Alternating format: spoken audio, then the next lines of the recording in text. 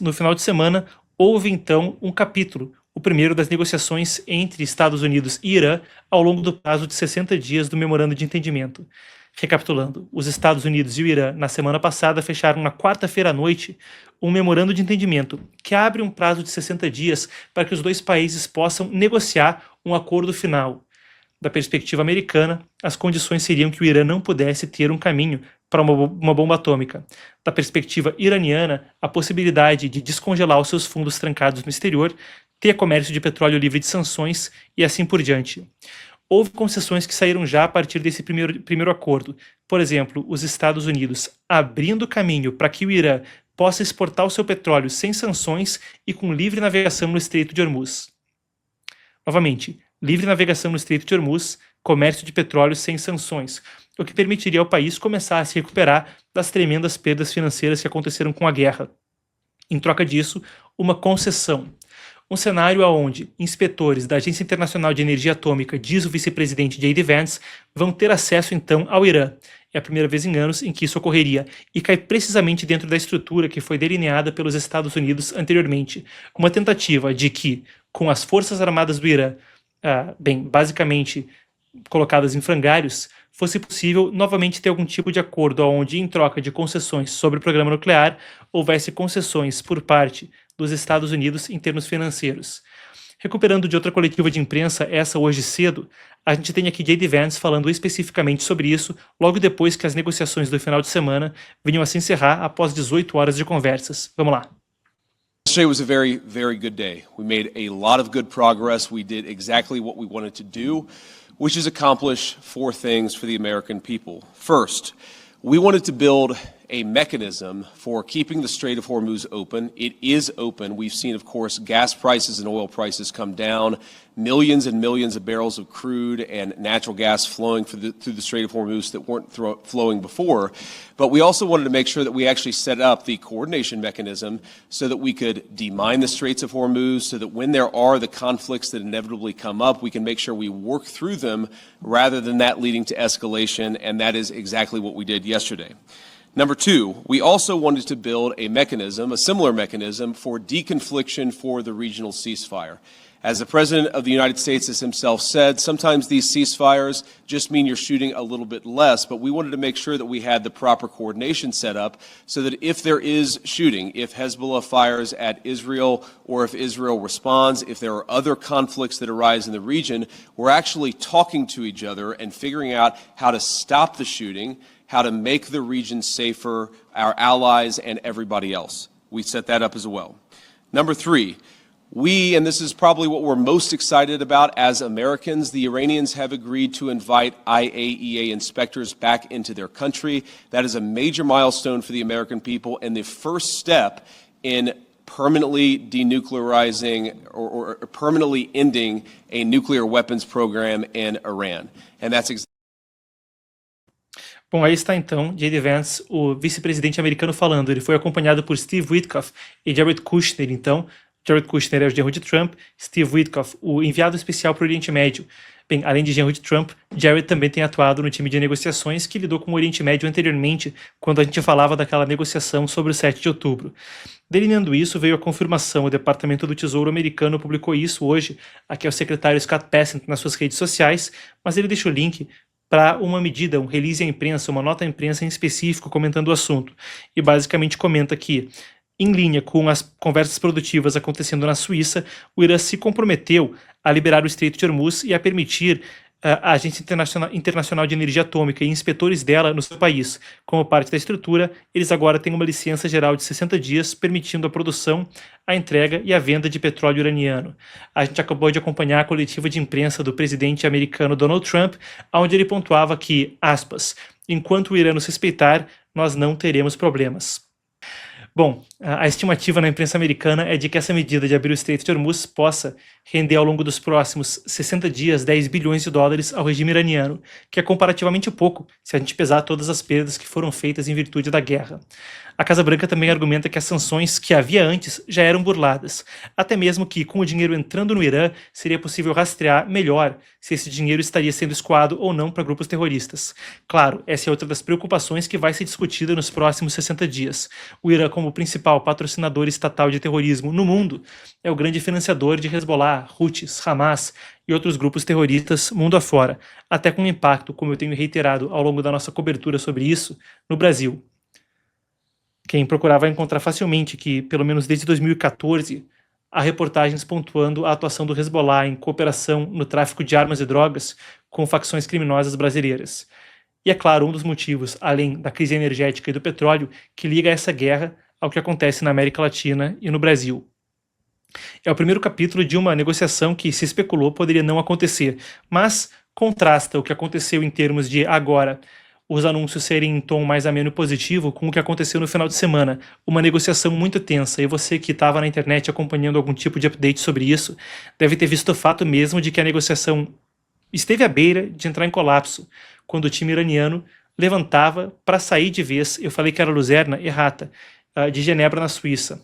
No meio das negociações, se viu a seguinte publicação que está aqui ao meu lado. Trump falou: o Irã precisa imediatamente parar de fazer com que os seus proxies, seus procuradores muito bem pagos no Líbano, criem problema. Se eles não fizerem isso, nós iremos atingir o Irã duramente de novo, assim como fizemos semana passada, só que ainda mais forte. Foi o que disse o presidente americano, conforme ele publicava isso enquanto as negociações aconteciam. E, de fato, havia conflito entre entre o Hezbollah no Líbano e Israel.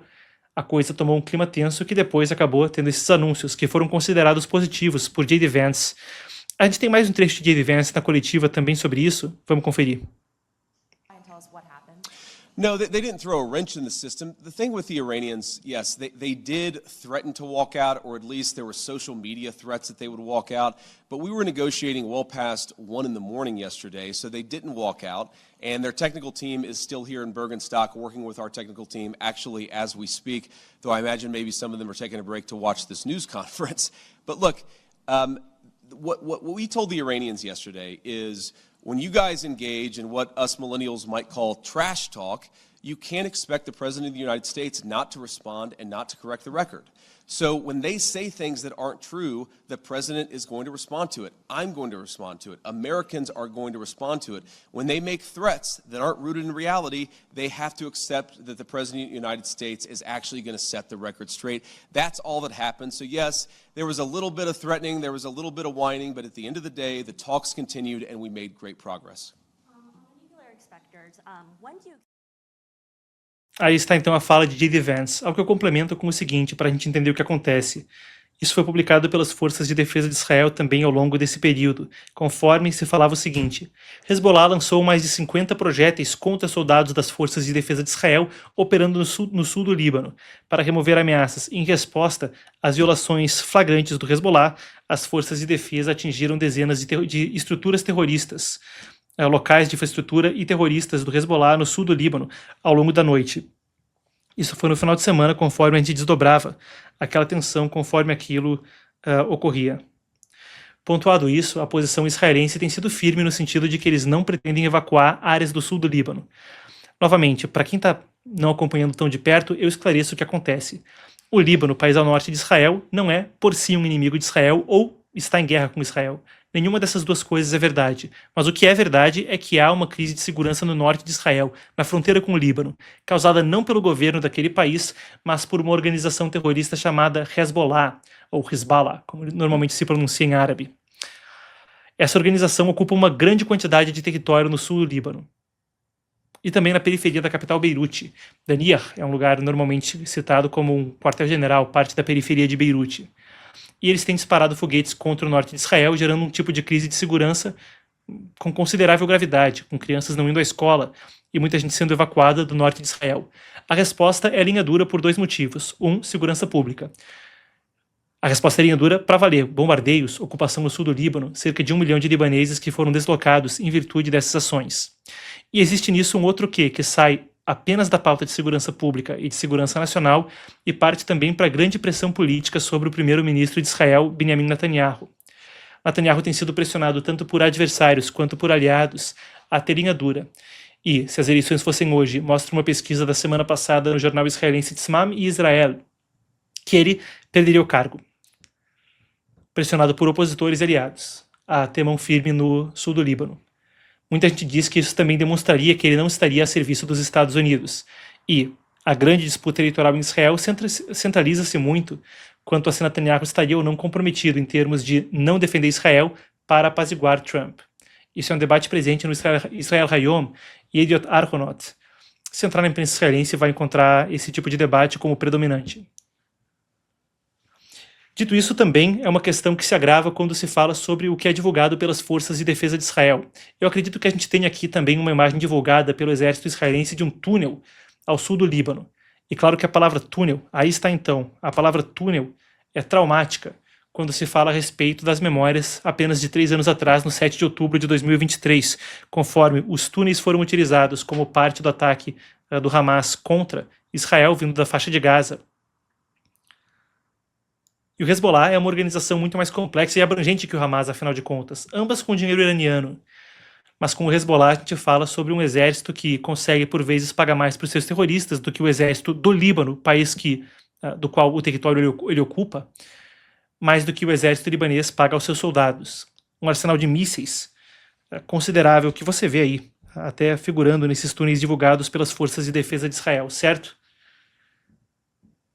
E esse é justamente o ponto mais frágil a respeito do cessar-fogo, quando se fala da possibilidade de que o Hezbollah, que responde ao Irã, possa ser utilizado para gerar uma escalada que faça com que o acordo desmorone. Israel, por outro lado, tem um dilema político, não conseguiria ficar com as mãos amarradas. Por agora, esse contencioso parece ter sido solucionado, pelo menos por hora, nas conversas de Genebra. Antes de eu encerrar o segmento, a gente tem mais algo de Vance que a gente queira passar? Tem uma terceira fala dele, então vamos conferir mais da coletiva e na sequência eu passo a pauta. Só quero garantir que eu não estou deixando nada importante sobrando para o público. Vamos lá.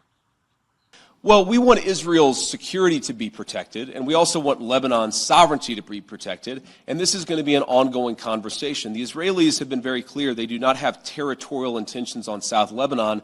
The reason they feel they have to be there is because they're worried about Hezbollah fighters in South Lebanon firing into Israel. We do believe, of course it's going to require a lot of hard work, that we can get to a place where Lebanon's territorial integrity and sovereignty is protected, Israel's security is protected, and that's going to require some coordination with the Lebanese armed forces, and also it's going to require the Iranians to rein in Hezbollah. That's all the sort of things that we were talking about yesterday, and again, I think that we got much further compared to where we were just 24 hours ago.